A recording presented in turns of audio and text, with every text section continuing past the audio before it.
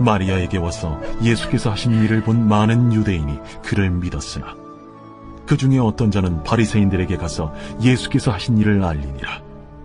이에 대제사장들과 바리새인들이 공회를 모으고 이르되, 이 사람이 많은 표적을 행하니 우리가 어떻게 하겠느냐? 만일 그를 이대로 두면 모든 사람이 그를 믿을 것이요, 그리고 로마인들이 와서 우리 땅과 민족을 빼앗아 가리라. 그 중에 한 사람, 그 해 대제사장인 가야바가 그들에게 말하되, 너희가 아무것도 알지 못하는도다. 한 사람이 백성을 위하여 죽어서 온 민족이 망하지 않게 되는 것이 너희에게 유익한 줄을 생각하지 아니하는도다. 이 말은 스스로 함이 아니요 그 해 대제사장이므로 예수께서 그 민족을 위하시고 또 그 민족만 위할 뿐 아니라 흩어진 하나님의 자녀를 모아 하나가 되게 하기 위하여 죽으실 것을 미리 말함이로라. 이날부터는 그들이 예수를 죽이려고 모의하니라. 그러므로 예수께서 다시 유대인 가운데 드러나게 다니지 아니하시고 거기를 떠나 빈들 가까운 곳인 에브라임이라는 동네에 가서 제자들과 함께 거기 머무르시니라. 유대인의 유월절이 가까우매 많은 사람이 자기를 성결하게 하기 위하여 유월절 전에 시골에서 예루살렘으로 올라갔더니 그들이 예수를 찾으며 성전에 서서 서로 말하되, 너희 생각에는 어떠하냐? 그가 명절에 오지 아니하겠느냐? 이는 대제사장들과 바리새인들이 누구든지 예수 있는 곳을 알거든 신고하여 잡게 하라 명령하였음이로라. 제가 담임 목회를 시작하면서 절실하게 깨닫는 사실이 하나 있는데요. 그게 뭐냐면요, 이 세상에서 목회하기 가장 힘든 사람이 저 자신이라는 겁니다. 그러니까 저는 목회자로 살기로 결정하는 그 순간부터 반드시 해야 되는 일이 생겼어요. 그런데 반대로 목회자는 절대로 하면 안 되는 일이 있거든요. 그런데 이 지점에서 저에게 이 목회가 힘든 이유가 뭐냐면, 해야 하는 일이 있는데 너무 하기 싫어요. 그런데 또 목회자로서 하지 말아야 될 일들은 너무 하고 싶은 거예요. 그러니까 목회를 하면서 다른 누가 저를 힘들게 하는 게 아니고요, 목회자로 살아보면 살아볼수록 목회자라는 이 직분에 전혀 맞지 않는 이 타고난 성품이요, 저를 너무 힘들게 합니다. 그러니까 저는 성품상 목회자라는 직분에 안 맞는 사람인 게 계속 확인이 돼요. 그래서 제 죄 때문에 저에게 있어서 목회자라는 이 직분은 너무너무 무거운 십자가입니다. 그런데 인격적인 부분이야 이거 너무 건드릴 부분이 많으니까 천천히 나누도록 하고요. 이 목회자의 기능적인 부분에 있어서 저에게 가장 무거운 십자가가 뭐냐라고 물으면 저는 그게 설교입니다. 이게 왜 그러냐면요, 설교라는 행위의 기본은 말하기가 아니라 글쓰기거든요. 그런데 글쓰기도 그냥 글쓰기가 아니고요, 하나님의 말씀을 정확하게 전달하는 일이 설교이기 때문에 이 말씀의 뜻이 뭔지를 굉장히 깊이 묵상해야 되고 상당한 연구를 해야 돼요. 그래서 모든 목회자에게 반드시 요구되는 자질 중에 하나가 뭐냐면, 탁월하지는 않더라도 연구하는 사람으로서 내공은 반드시 있어야 돼요. 어떤 목사님이든. 그런데 어떤 분들을 보면 태어날 때부터 학자적인 능력을 가지고 태어나는 분들이 있어요. 이게 소위 공부가 가장 쉬웠어요, 이런 분들인데, 이분들은 책상에 앉아서 읽는 게 즐거움이고, 묵상을 할 때 남보다 더 깊이 들어갈 수 있는 집중력이 있고, 또 기가 막힌 건 머릿속에 떠오르는 생각을 기막히게 글로 풀어내는 능력이 있는 거예요.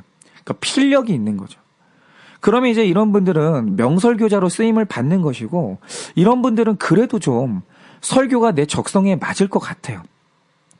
그런데 저에게 이 목회가 너무 무거운 십자가인 이유가 뭐냐면, 저의 타고난 재능 안에는 학자적인 능력이 거의 없다는 겁니다. 그러니까 이게 저를 너무 괴롭게 만들어요. 그러니까 누가 만약에 절더러 사람 만나서 이야기 들어주고 재미있게 대화하라고 하면 저는 그거 어렵지 않습니다. 만약에 그게 제 목회의 전부면 저는 진짜 즐겁게 목회할 것 같아요. 그런데 목회자에게 있어서 안 하면은 안 되고 반드시 잘해야 되는 게 그 설교거든요.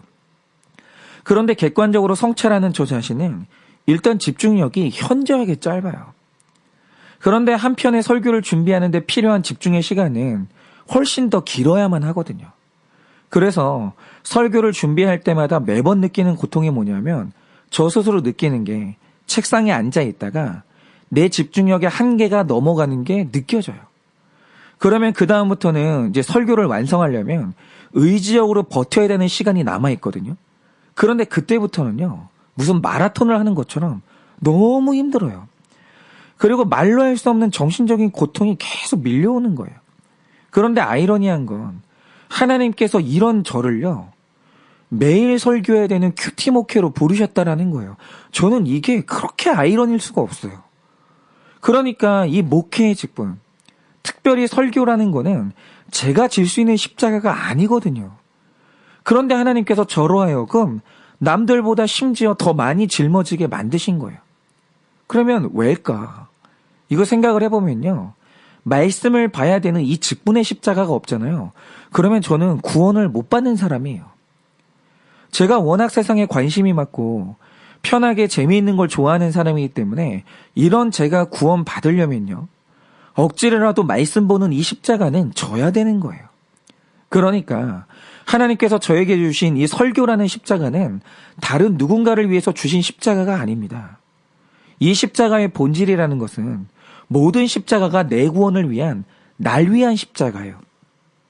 그런데 제가 다른 성도님들을 만나서 나눔을 하다가 놀라는 게 뭐냐면 모든 택자들의 고정된 섭리가 있는데요. 모든 택자에게는 이 십자가가 다 있어요. 내 구원의 십자가가. 이거는 내 성품상 도저히 질 수가 없는 십자가인데 내 구원에 딱 맞게 세팅된 그 십자가가 모든 택자에게는 하나씩 다 있는 거예요. 예수에게 붙어 있을 수밖에 없는 그 십자가가 있는 겁니다.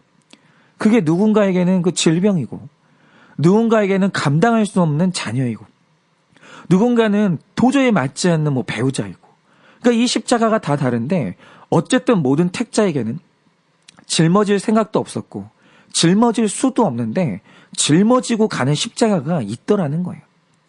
그런데 생각을 해보면 예수님이 지신 십자가도요. 딱 그런 십자가였어요. 여러분 예수님이 십자가를 지셨죠. 근데 그 십자가가 질만한 십자가였을까요? 아니에요. 이건 정확히 말할 수 있는데요.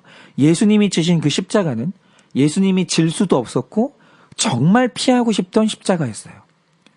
그러면 그 십자가가 예수님이 질 수 있는 십자가였냐고 하면 그게 아니에요. 예수님이 십자가를 지고 골고다에 올라갈 때 그걸 스스로 질 힘이 없어서 구레네 사람 시몬이 도와줘서야 겨우 올라갔다는 거죠.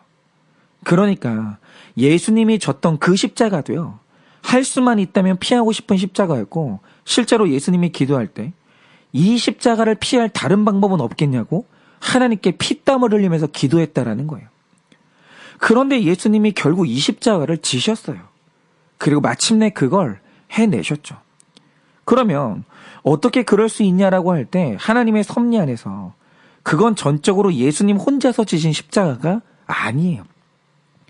절대 피하고 싶은 내 구원의 십자가를 질 때는요. 그걸 가능하게 만드는 조력자가 반드시 필요해요. 그런데 오늘 말씀에 나오는 그 십자가의 조력자가 누구였습니까? 바로 그게 예수님을 죽이려는 무리의 수장인 대제사장 가야바였다는 거예요. 그런데 이 구속사가 너무 신기한 게요. 여러분 이 가야바가 누굽니까?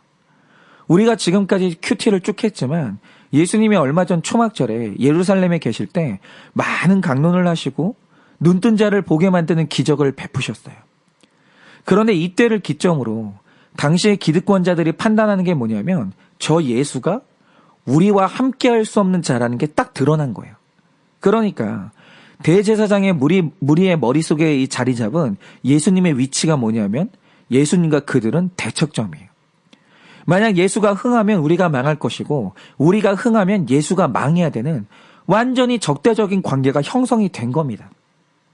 그래서 그들이 예수님의 영향력이 퍼져나가는 걸 극도로 예민하게 바라보고 있었는데 지난 11장에서 드디어 일어난 일이 뭡니까?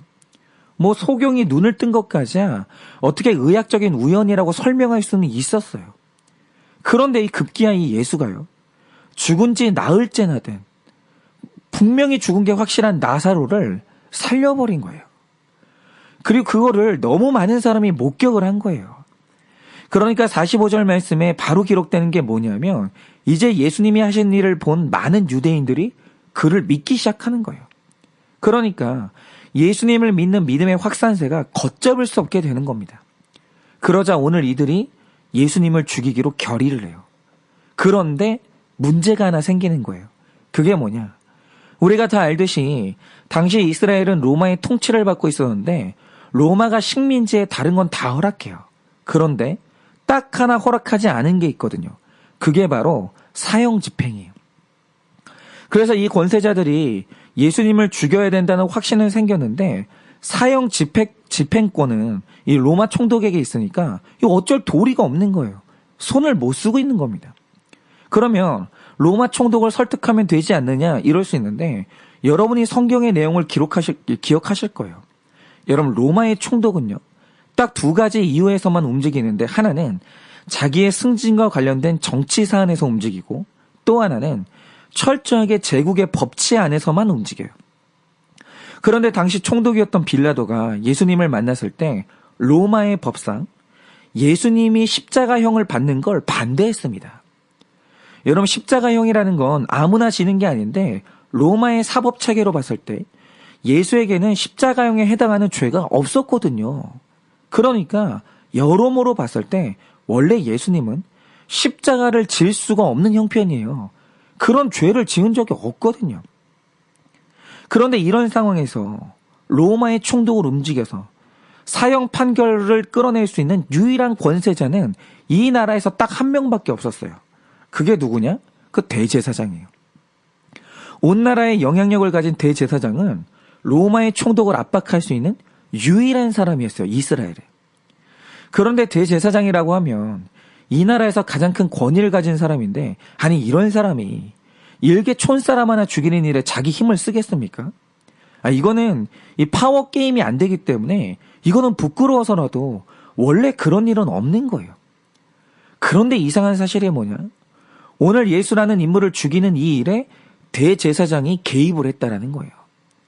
그러니까 만약 오늘 가야바가 나서지 않았다면 예수님은 십자가를 질 수도 없었고 예수님이 십자가를 지지 않았다면 우리 중에 구원받을 수 있는 사람은 아무도 없었어요.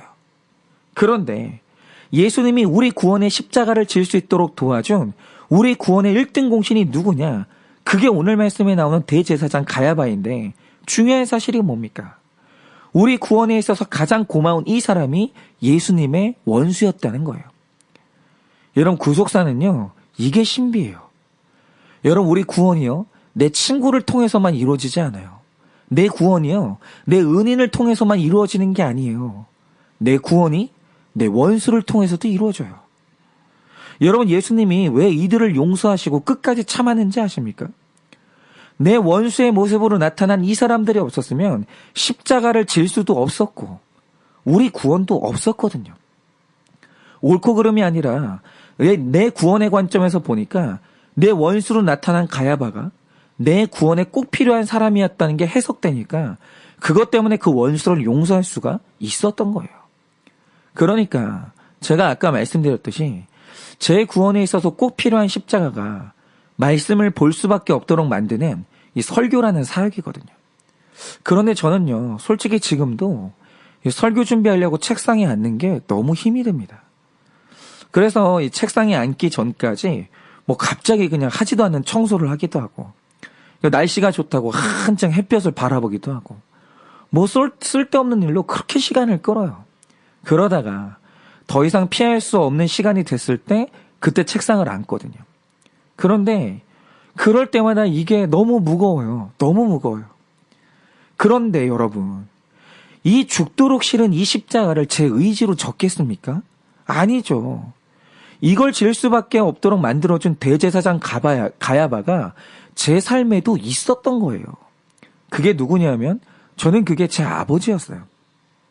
그런데 요즘에 와서 제가 큐티를 하면서 이 아버지를 묵상하면 굉장히 죄송한 마음이 너무 커져요. 왜냐? 제가 자주 말씀드렸지만 제 아버지가 한 가정의 아버지로서는 저는 한 40점 드릴 수 있을 것 같아요. 아버지로서 저희 아버지는 낙제점자죠. 그런데 제가 한 명의 성도로서 목회자인 제 아버지에게 몇 점의 점수를 줄 수 있냐라고 하면 저는 제 아버지에게 90점의 점수를 드릴 수 있습니다. 그러니까 제가 봤던 제 아버지는 좌도 없었고 우도 없었고요. 오직 눈앞에 교회밖에 없었어요. 그리고 살아가는 내내 진짜로 목회를 정말 성실하게 했습니다. 그러니까 몸이 망가질 때까지 했어요. 그래서 성인이 된 저희들이요, 아버지를 비난할 수가 없는 거예요. 왜냐? 분명히 제 아버지는 어릴 때 부재중 아버지였거든요. 너무 필요할 때 아버지가 없었어요. 그런데 그 부재중일 때 제 아버지가 어디 계셨냐라고 하면 늘 아버지는 교회에 계셨거든요. 제 아버지가 뭐 도박하고 술 마시느라 집에 안 계셨던 게 아니에요. 열심히 사역하셨어요. 그런데 그런 제 아버지가 자기 열심으로 안 되는 유일한 한 가지가 있었는데 그게 바로 제 아버지한테 설교였어요. 그러니까 제 아버지가 열심히 있는 분이니까 아버지도 설교를 너무너무 잘하기를 원하셨고, 그런 아버지를 돕는 어머니는 또 이 아버지의 설교 사역을 위해서 새벽마다 기도를 하셨습니다. 그런데 이상한 게 뭐냐면 하나님께서 그 노력과 눈물만큼 이 설교의 은혜를 안 부어주시는 거예요. 그러면 목회하시는 내내, 그래서 이제 목회하시는 내내 아버지가 자신의 설교에 대해서 안타까워하시는 모습을 저는 쭉 지켜봐왔고, 또 그런 아버지를 안타까워하시는 어머니의 모습을 어릴 때부터 보고 자랐습니다. 그런데 어린 시절의 저에게는요, 그 모습을 보는 게 그렇게 고통이었어요. 왠진 모르겠습니다. 그런데 이 설교의 은혜가 마음먹은 대로 이제 안 되는 그 부모님을 보는 고통이 이상하게 저는 그게 그렇게 컸어요. 그러니까 설교라는 영역에 있어서 제 아버지는 가야바처럼 저에게 굉장히 큰 고통을 주는 존재였거든요. 그런데 그 아버지 밑에서 자라서 저희가 신학을 하게 됐을 때 이 가장 강박관념을 가지고 이 애를 썼던 부분이 뭐가 되겠습니까? 그게 이상한 건 뭐냐면 두말할 것 없이 그 설교예요. 그러니까 그거 하나밖에 생각이 안 나더라고요. 왜냐하면 제 눈에 봤을 때 아버지의 목회 인생을 가장 괴롭게 만들었던 게 설교였거든요. 근데 저희 형제들이 다 그렇습니다. 그러니까 오늘도 제가 이렇게 지기 싫어하는 설교의 십자가를 지는데 이거는 제 욕심이나 욕구가 아니에요. 제 어깨에는 일평생 설교 때문에 안타까우셨던 그 아버지의 고통도 얹어져 있고, 그 아버지를 위해서 울며 기도하셨던 어머니의 목회 인생이 같이 있어요. 그러니까 제 인생에 가야바 같은 아버지의 설교의 고통이 없었다면 그 제가 얼마나 좋았겠어요. 그러면 저는 어린 시절 내내 아버지의 말씀 듣고 은혜를 받으면서 행복한 신앙생활을 했겠죠. 그런데 오늘 저로 하여금 제 구원을 이루는 이 설교의 십자가를 지게 만드는 힘이 뭐냐라고 하면 그건 내 삶의 가야바의 모습으로 나타났던 아버지의 고통이에요. 그 설교의 고통. 그게 오늘도 제가 이 십자가를 지게 만드는 가장 결정적인 요인이에요. 그리고 오늘은 특별히 하나님께서 제 아버지에 대해서 그런 해석도 주셨는데요. 이 50절에 가야바가 말하길 한 사람이 백성을 위해 죽어서 온 민족이 망하지 않게 되는 것이 너희에게 유익한 줄을 생각하지 아니하는도다 라고 하는데, 이걸 보면서 또 하나 해석되는 게 뭐냐면 그렇구나. 아버지가 일평생 당한 그 고통은 다음 세대에 사역할 모든 자녀들의 유익을 위해서 아버지 한 사람이 죽은 거구나. 우리 때문에, 우리의 유익 때문에 아버지가 목회하는 내내 그토록 수고하셨구나. 이게 오늘 새벽에는요, 이상하게 유독 깊이 마음속에 와닿고 깨달아지는 거예요. 여러분, 여러분의 삶에는 어떤 원수 가야바가 있으십니까? 그 가야바가 여러분에게 어떤 고통을 주고 있습니까? 그런데 오늘 말씀을 보니까요, 내 은인만 나에게 구원에 도움이 되는 게 아니고 내 친구와 내가 사랑하는 사람만 내 구원의 조력자가 아니더라는 거예요. 여러분, 오늘 이 말씀을 통해 보는 게 뭡니까? 이 가야바가 없었다면 우리가 우리 죄를 깨달을 수도 없었고 내 구원을 위한 십자가를 질 수도 없었더라고 오늘 그 말씀을 하시는 거예요. 여러분, 내 삶에 없었으면 좋았을 그 가야바는요, 나를 예수께 인도하고 내 구원을 위해 꼭 필요하기 때문에 오늘 내 삶을 만나게 하신 은인 중에 은인이라는 거예요. 진짜 고마운 사람입니다. 여러분, 우리는 다른 건 모르겠지만 여러분, 구원받은 우리는요, 오늘 이 가야바가 고마워야 돼요. 그러니 여러분의 삶의 그 가야바가 누구인지는 저는 모르겠습니다. 그러나 그를 통해 지게 된 구원의 십자가에 감사하시고 만약에 그를 통해서 나는 예수 없으면 죽을 수밖에 없는 죄인이구나 이걸 깨달았다면 여러분 오늘 그 가야바를 용서하시기를 바라요. 그리고 그 해석을 통해서 여러분이 미움의 감옥에서 벗어나 좀 더 자유하시기를 바랍니다. 그래서 오늘 여러분이 그 가야바를 품으시고 이 구원의 은혜를 더 깊이 누리는 여러분 되시기를 예수님의 이름으로 축원을 드립니다.